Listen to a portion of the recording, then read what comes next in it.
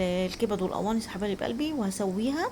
حطيت لها بصلايه، قطعتها تقطيع عشوائي كده، اي تقطيع، واقلبها كام تقليبه كده حبايبي، واحط لها البهارات وهسويها. دلوقتي يا حبايب قلبي انا عملت بقى ايه، كورت اللحمه اللي هي بتاعه اللي احنا هنعملها الحواوشي حبايبي، عشان ايه تبقى على قد الرغيف اللي انا هعمله. وما شاء الله عملوا معايا كميه حلوه، انا جايبه نص كيلو. انا حطيت خضار بس ولحمه. احط بقى في الرغيف كده، وبعدين بعد كده اكون بقى ايه قطعت الكبد والقوانص بعد ما استوت، واحطها من فوق الوش. وطبعا بص اللحمه يا دوبك ايه على تعملي الكوره وتفرديها في العيش. طبعا الحاجه الحاميه طبعا فلفل حراق او شطه لو ما فيش اطفال، وممكن تحطي في العيش مش في اللحمه، عشان الاطفال ياكلوا براحتهم يا حبايبي.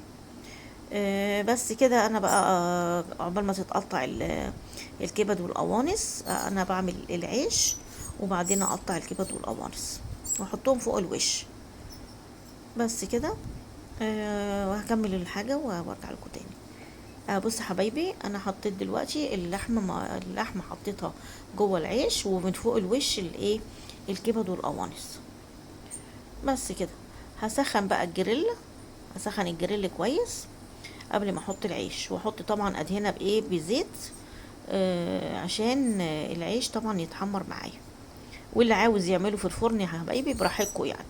انا بعمله من فوق البوتاجاز، بيبقى حلو يعني، والجريل ده بصراحه تحفه. بس حبايبي ما خدش وقت والله، وعملته على طول سهل، وادي طلع اهو. شايفين الكبد والقوانص فوق الوش اهي، وحطيت فلفل طبعا. هو يعني ايه حاجه سريعه يعني، انا ما بحبش اطول عليكم يا حبايبي في الفيديو عشان ما تزهقوش، وتاكلوا بالف هنا وشفا حبايب قلبي. ويا رب بقى ايه ما تنسونيش في اللايك والشير والسبسكرايب يا حبايب قلبي. واللي وصل معايا لحد هنا ما ينسانيش بقى بكلمه حلوه ودعوه حلوه حبايب قلبي لماما مانجا. يوميات مانجا، قناة يوميات مانجا. ماما مانجا بتقول لكم انا متشكره جدا يا حبايب قلبي على الكلام الجميل اللي انتوا بتقولوه لي. ما تحرمش منكم ابدا ابدا، انا بحبكم قوي قوي قوي قوي. ربنا ما يحرمنيش منكم ابدا، وانا بكبر بيكم وليكم حبايب قلبي. ربنا يخليكم ليا، ما تحرمش منكم ابدا من الكلام الجميل ده. السلام عليكم ورحمه الله وبركاته.